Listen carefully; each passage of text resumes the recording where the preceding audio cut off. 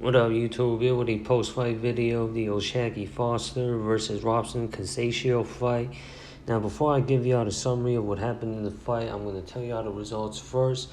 Robson Conceicao became the new WBC Super Featherweight champion after winning via split decision. And this was a robbery, and I could confidently say that. I don't see how the two judges that had this fight scored in favor of Conceicao could have saw what they saw that was produced out of this fight. And Robson Conceicao, I only gave him 3 rounds out of the 12 rounds that this fight was fought at. And that was me scoring generously to give Conceicao 3 out of those 12 rounds, because other than round 5, which was a round that I had confidently scored in favor of Conceicao, and that was because it looked as if Foster was on retreat mode and he was reserving his energy for the rest of the fight, and he had stepped off the gas pedal, which allowed room for Conceicao to set the pace of that round. And I had also scored the 6th round and the 8th round in favor of Conceicao, and all those 3 rounds that were scored in favor of Conceicao was questionable rounds where it could have been scored either ways. And Foster fought the perfect fight. He fought a highly technical, skilled fight. He went in there with a game plan and executed it. He was consistent throughout the entirety of the fight. His work was impressive. His speed, his mobility was too much and too fast for Conceicao to catch up to Foster. And Foster did a good job at placing his punches, having his defense on point, and his guard was tight, and Conceicao couldn't penetrate through the tight guard of Foster, and his slick defense and his upper body and head movement was what didn't allow Conceicao to find his target, unlike Foster, who throughout the whole entire 12 rounds was able to find his target consistently. And it was target practice for Foster with his accurate punch placement. And Foster's ring generalship was displayed very well throughout the fight, and his movement and his fluidity and his elusiveness was what kept Conceicao off of him, and Conceicao couldn't find his footing under him throughout the majority part of the fight, and that's because he couldn't catch up to the foot speed of O'Shaquie Foster, and Foster took advantage of his superior attributes such as foot speed, hand speed, better punch placement, better work rate, accuracy, and his reach advantage, and his ability to dictate and control the distance of the fight, and that allowed Foster to set the tone for the entirety of the fight. And Foster had better foot positioning and more of a solid guard, and as well as his footing was more there than it was for Conceicao, and his footwork with his maneuvering throughout the ring was too much for Conceicao to be able to trap Foster to have the fight be fought at a range he wants to be fought at and at the pace that he wanted the fight to be fought at.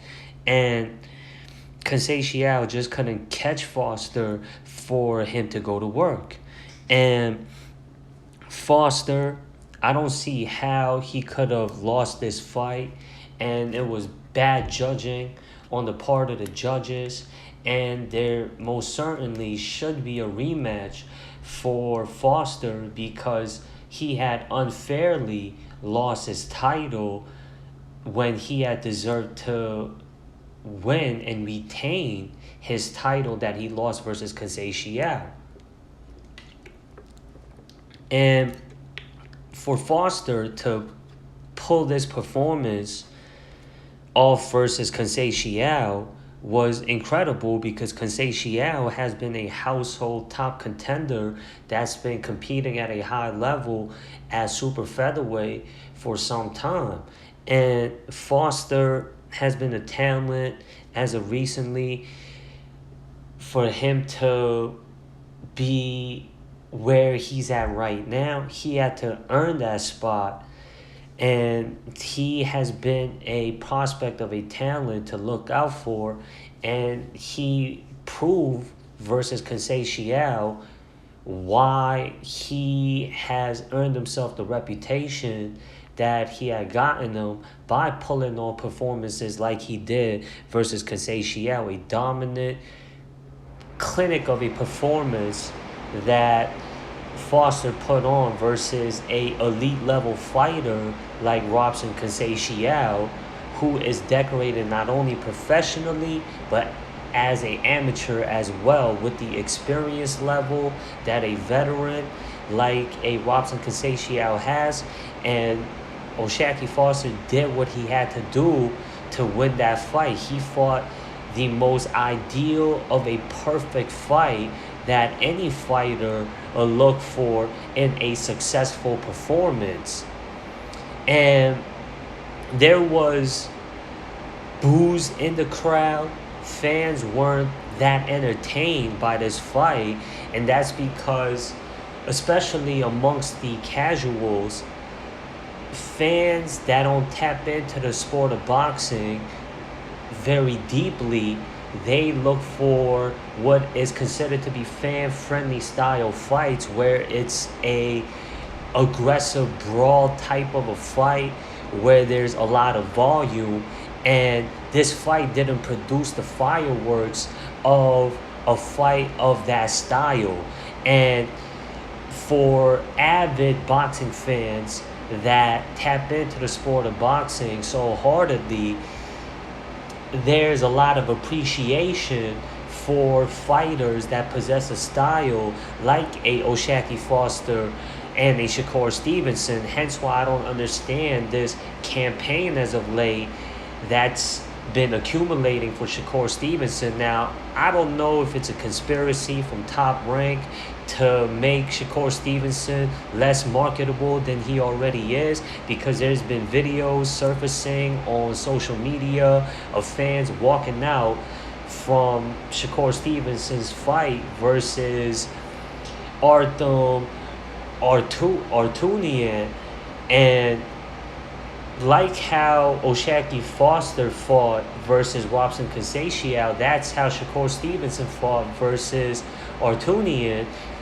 They both did what they had to do and displayed their highly skilled attributes that's got them to where they're at right now, with not only their reputation for their abilities in the ring, but for pulling off performances like they did. But because Shakur Stevenson is more reputable than where O'Shaquie Foster is at, maybe that is why there's this criticism that Shakur Stevenson has been facing a lot as of lately. And O'Shaquie Foster, as I said, he put on a dominant, one-sided clinic of a performance versus a high-level fighter like Robson Conceicao. It was a frustrating fight for Conceicao. He didn't have any meaning behind his punches. He couldn't find his mark. All his punches that was thrown at Foster looked to be wasted because it wasn't landing and it had no effect. And O'Shaquie Foster, with what he did in this fight, was have the perfect performance that a fighter looks for: hit and not get hit. And that's exactly what Foster did in this fight versus Conceicao. And And as far as the Shakur Stevenson fight, not to dwell on that for too long, I say Top Rank could have been putting those videos out there on social media because Shakur Stevenson didn't want to re-sign with Top Rank with the offer that they have presented him. But that's neither here or there.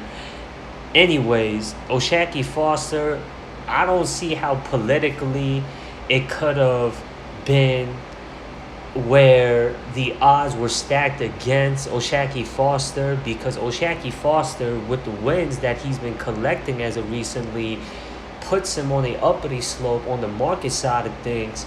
Hence why I do not understand how politically they could have gave this fight to Robson Conceicao, who has majority of his fights hosted in America, and O'Shaquie Foster being an American fighter who speaks English, unlike Robson Conceicao, who is from Brazil and doesn't speak the English language fluently, that will make him promotionally more marketable where he has majority of his fights held at.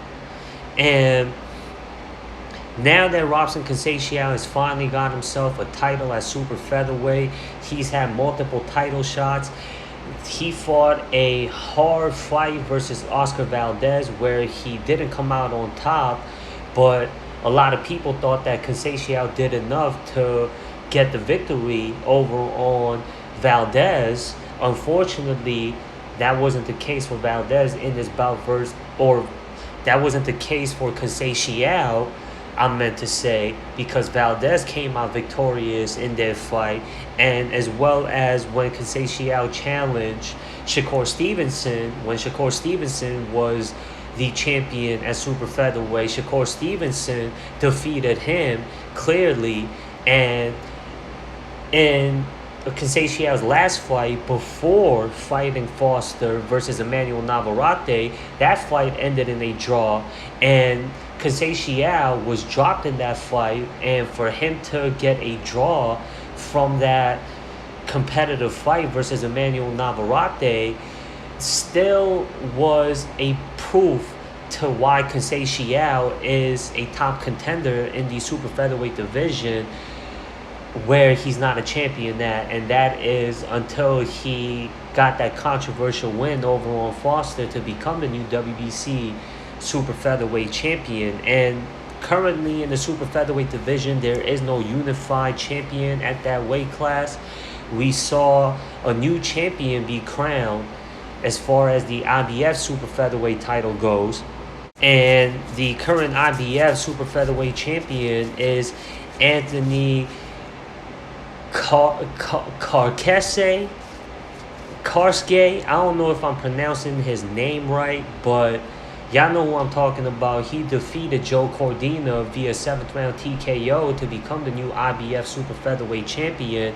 And then there is the WBA super featherweight champion Lamont Rose Jr. after he defeated Hector Luis Garcia, and he has one title defense so far after becoming the new WBA super featherweight champion, where he was able to knock out McCory to retain his WBA super featherweight title.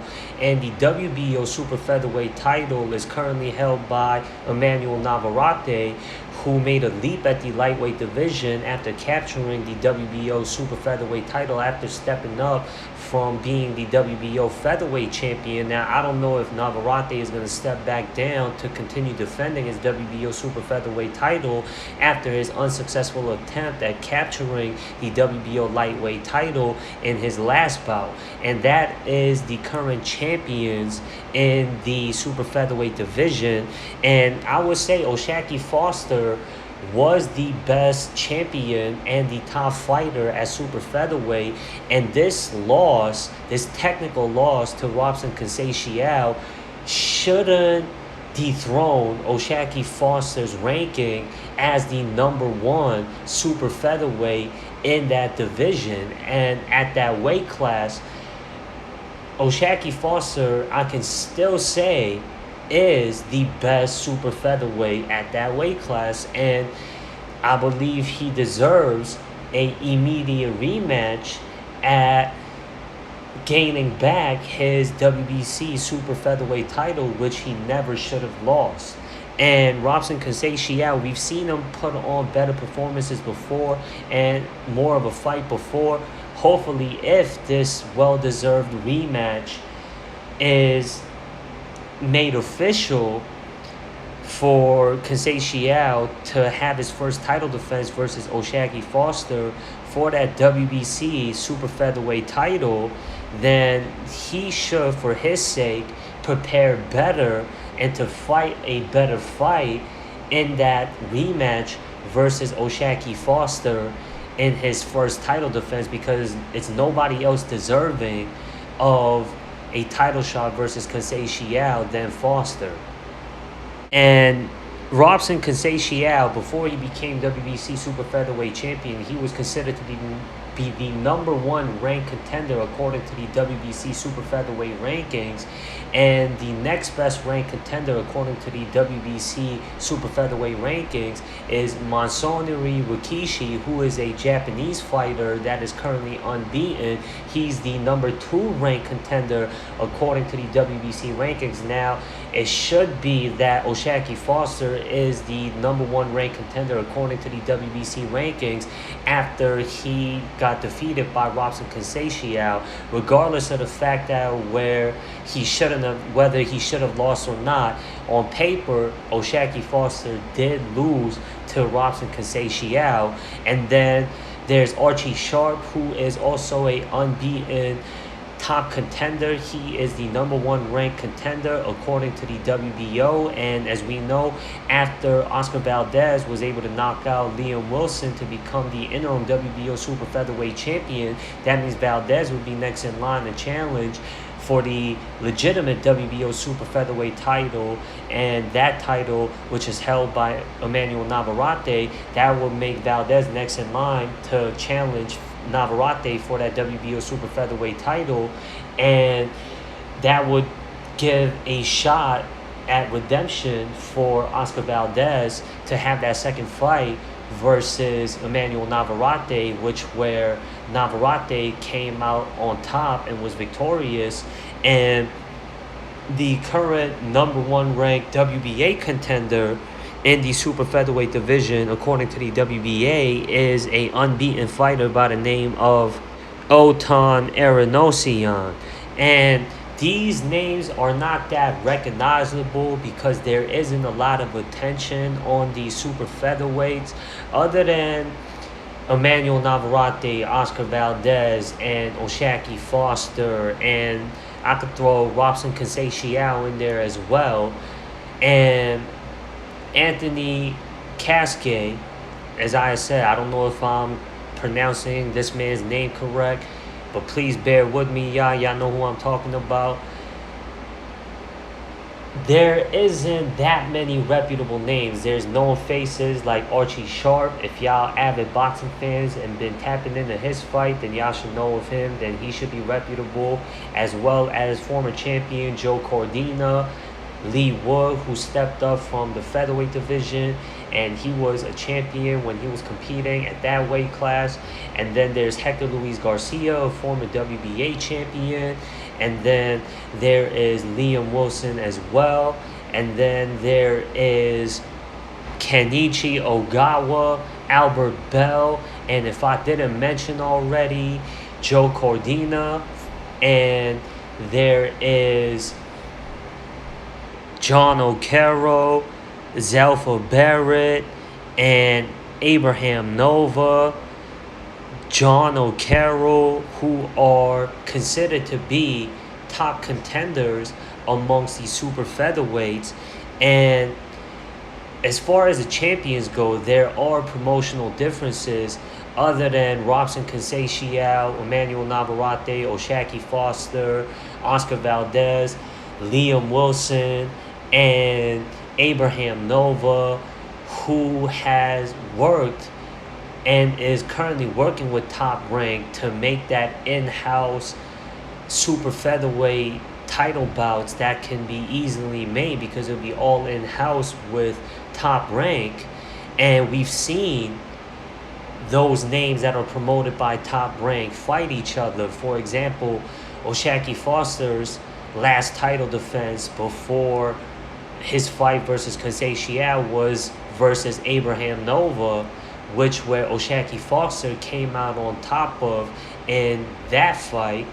And we saw Emmanuel Navarrete versus Oscar Valdez. We saw Oscar Valdez versus Robson Conceicao. We saw Robson Conceicao versus Oscar Valdez as well. And we saw Joe Cordina versus Anthony Cascade. That fight was exclusively on the Zone, and Lee Wood also had his fights being broadcasted on the Zone. And as far as Lamont Roach Jr. and Hector Luis Garcia goes, they had their fight being broadcasted on PBC. That's with Prime. And the Zone for British fighters, which is where Anthony Cascade and Joe Cordina and Lee Woods, where they're based out of, being from the UK, the Zone fights that are aired from the UK is mostly promoted by Matchroom. And unless there is a big money mega fight, we don't see cross-promotional bouts happen as often as fans would like to see. And the super featherweight division isn't a big money division, hence why we don't see cross-promotional bouts happen for title unification bouts in this specific weight class. And we are, as of recently, now getting more cross-promotional bouts because there's more title unification bouts and more undisputed title fights happening more now than ever, which is a good thing.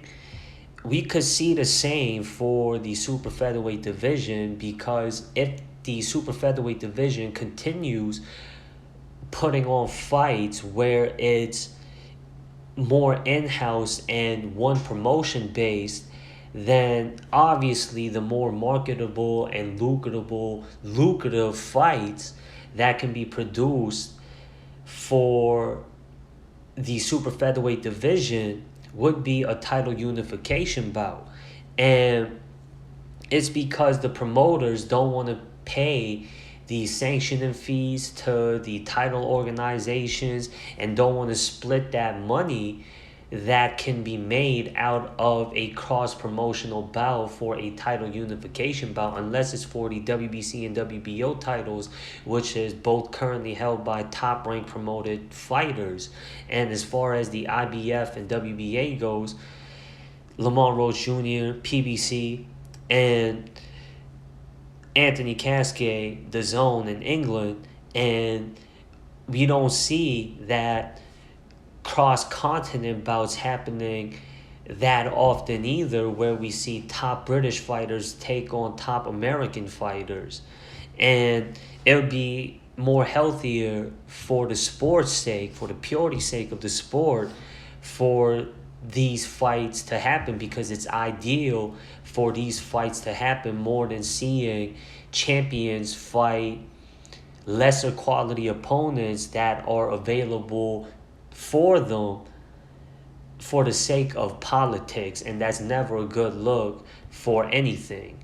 And with that being said, that does it for this post-fight video, y'all. Subscribe to this channel, and if y'all like this content, hit the like button, share this video if y'all want, and click the links in the description to show y'all support for this channel. Anything will be appreciated, and I'm done. Be good, and peace.